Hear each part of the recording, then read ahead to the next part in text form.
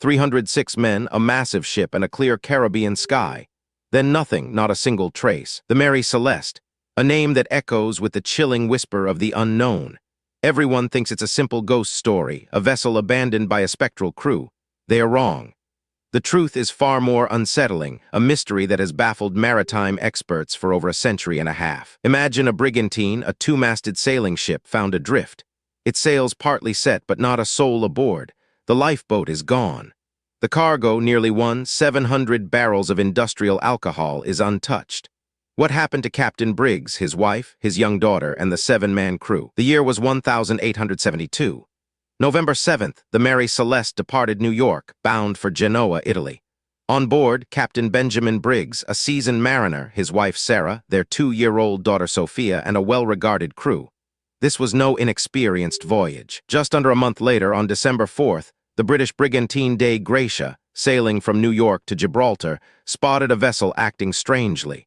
It was approximately 600 miles east of the Azores, drifting erratically, its sails flapping in the wind. Captain David Morehouse of the de Gracia recognized the ship.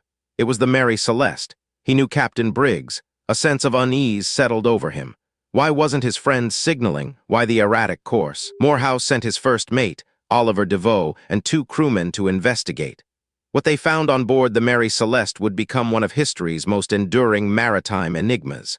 A scene both ordinary and utterly terrifying. The ship was entirely deserted. No sign of struggle, no blood, no obvious signs of foul play. The captain's cabin was in order, personal effects untouched. Sarah Briggs' sewing machine sat ready for use. A child's toy lay on a bunk. The last entry in the ship's logbook was dated November 25th, 10 days before its discovery. It placed the Mary Celeste just off Santa Maria Island in the Azores. After that, silence.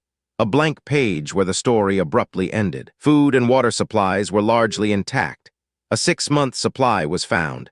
This wasn't a ship abandoned due to starvation or thirst. The compass was broken, and the chronometer, a vital navigation tool, was missing. But these weren't catastrophic failures. One crucial detail stood out. A single pump was dismantled on deck. This suggests a problem with water, perhaps a leak, but the ship wasn't sinking.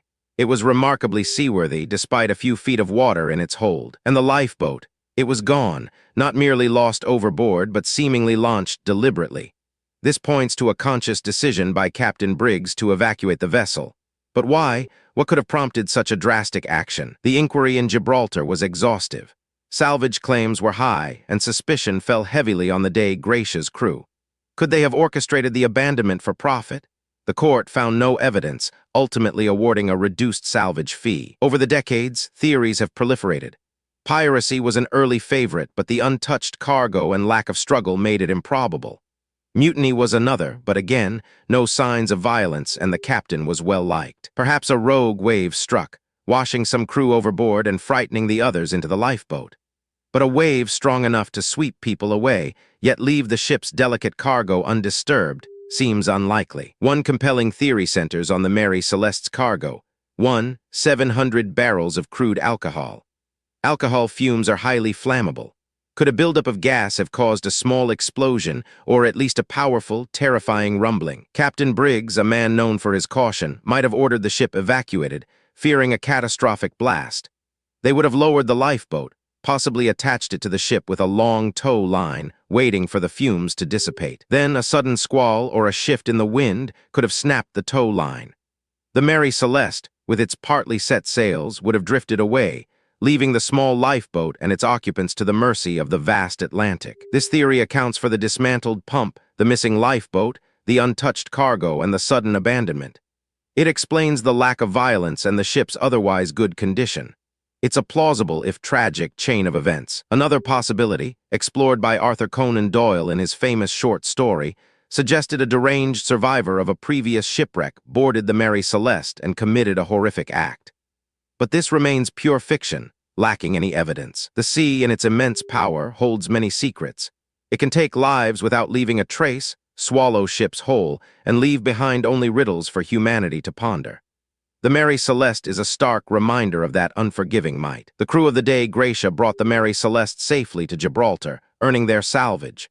But the mystery of the missing crew, of Captain Briggs, his family, and his men, would never be solved.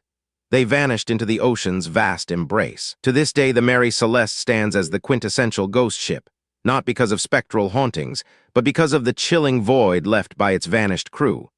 A perfect snapshot of human life, abruptly paused, never to resume. The story of the Mary Celeste serves as a powerful testament to the ocean's indifferent majesty and the enduring mysteries that lie just beyond our grasp.